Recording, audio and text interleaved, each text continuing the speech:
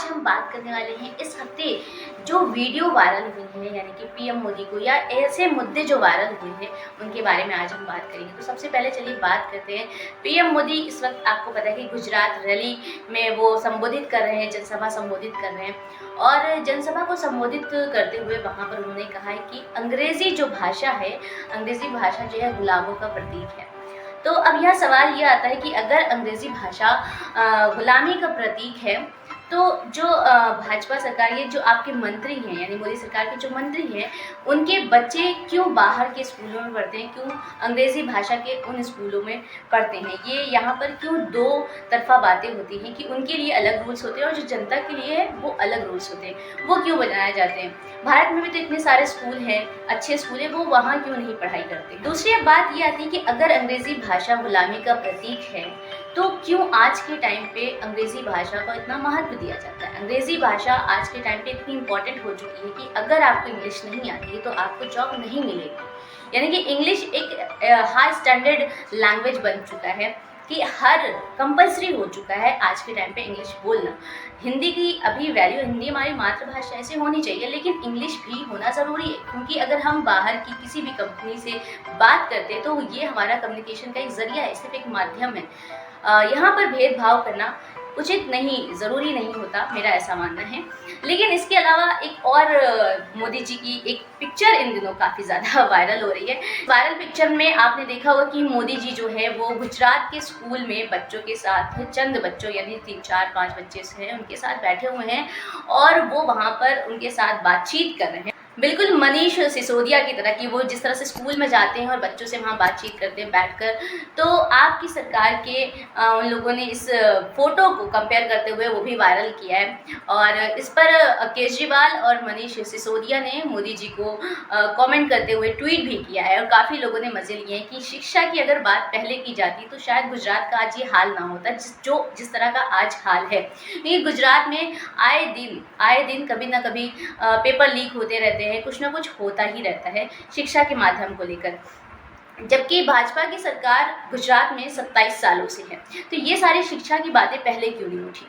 इसके अलावा इस हफ्ते बिल्किस बानो के केस को लेकर भी काफ़ी बातचीत निकली है, काफ़ी मुद्दे उठाए गए हैं कि क्यों आखिर बिल्किस बानो के जो अपराधी हैं उनको रिहा किया गया, उनको बेल दी गई। जिस तरह मोदी सरकार में महिला सम्मान को लेकर काफ़ी बातचीत की जाती, काफ़ी नारेबाजी की जाती कि बेटी बचाओ बेटी पढ़ाओ, इस तरह के नारे दिए गए हैं, लेकिन जब बात महिला सम्मान की होती है तो उन्हें इंसाफ नहीं मिलता है। बिल्किस बानो केस में भी अपराधियों को छूट दे दी गई, उन्हें रिहाई दे दी गई है, वो भी भाजपा सरकार की मंजूरी से, यानी कि मोदी सरकार की मंजूरी के रहते हुए ये चीज हुई है।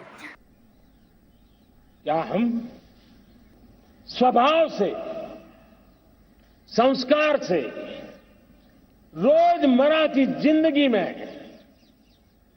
नारी को अपमानित करने वाली हर बात से मुक्ति का संकल्प ले सकते हैं?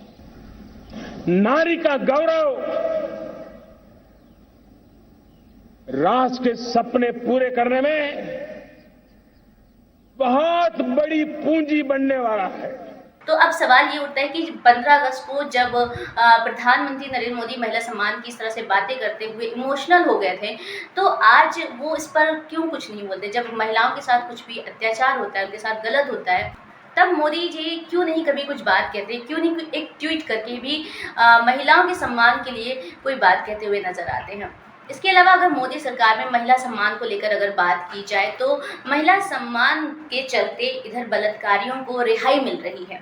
एक तरफ बिल्किस बानो के अपराधियों को तो रिहाई मिल ही रही है, साथ ही जो गुरमीत राम रहीम हैं उनको भी रिहाई मिल गई, उनको भी बेल पे छूट दे दी गई है। और इस वक्त उनका एक वीडियो वायरल हो रहा है जहाँ पर भाजपा की मेयर रेणु राणा ने उनको पिताजी कहकर पिताजी, मेयर रेणु बाला गुप्ता करनाल से पिताजी बात कर रहे हैं जी। हाँ बेटा, करवाइए। धन धन सतगुरु तेरा ही आसरा।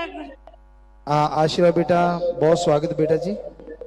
पिताजी आपका आशीर्वाद बना रहे। जी बेटा। और पहले भी आप करनाल आए थे और स्वच्छता का जो संदेश आपने दिया था उससे करनाल आगे बढ़ा है और आगे भी आप आकर करनाल को आगे बढ़ाएं। जी स्वच्छता का जो संदेश देगी, फिर से हाँ सबको बेटा। आशीर्वाद दे। जी बेटा बहुत आशीर्वाद बेटा। मतलब एक ऐसे हत्यारे को, एक ऐसे बलात्कारी को पिताजी कहना किस तरह का शोभा देता है। ये कहने वाले कैसे लोग हैं, मतलब इतना केस है, ऐसी इतने इल्ज़ाम लगे इन पे, ये केस साबित हो गया है, फिर भी अगर एक बलात्कारी को कोई पिताजी कहकर बुला रहा है तो ये बहुत सोचने वाली बात है कि किस तरह की मानसिकता है इन लोगों की।